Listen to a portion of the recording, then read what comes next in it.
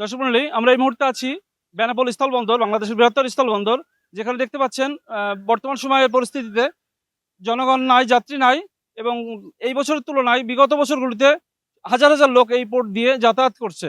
কিন্তু বর্তমানের সময়ে সেখানে যাত্রীদের কোনো চাপ নাই, এবং স্থানীয় লোকজনের ভাষ্য মতে শুনশান নীরবতা বেনাপোল পোর্টটি। এমত অবস্থায় আমরা এই মুহূর্তে কথা বলবো এই জায়গার একজন স্থানীয় ভাইয়ের সাথে।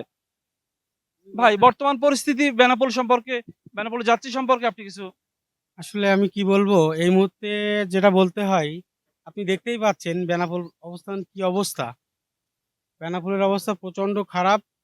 আর বিশেষ করে আমাদের এই স্থলবন্দর দিয়ে কোনো পাসপোর্ট যাত্রী নাই, যার কারণে এই শ্মশান নীরবতা। এর আগে 40 থেকে মিনিমাম 35,000 যাত্রী এখান থেকে আপ ডাউন করতো।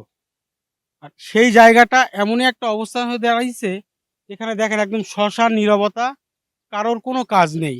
এখানে পরিবহন বলেন, এখানে যারা দিনমজুর কাজ করেন আমাদের লেবার ভাইরা বলেন, তারাও কিন্তু অনেক মানে বসে বসে সময় পার করতেছে। এই যে বেনাপোল কাস্টম হাউসের কার্গো ইয়ার্ডে আমাদের গত 22 এপ্রিল থেকে একটা স্ক্যানিং মেশিন স্থাপিত হয়েছে।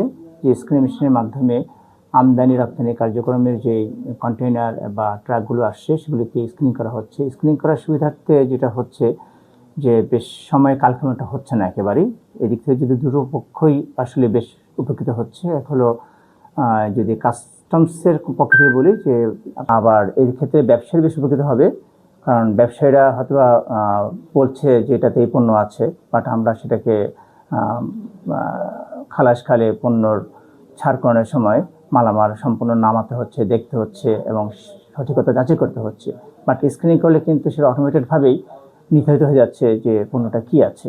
কাস্টমসের যে বর্ডারে স্ক্যানার বসছে, স্ক্যানারের সুবিধা হচ্ছে যে আমাদের বাংলাদেশে যে ইন্ডিয়া থেকে মাল আসে, এই গাড়িগুলো প্রতিটা গাড়ি স্ক্যানার হয়।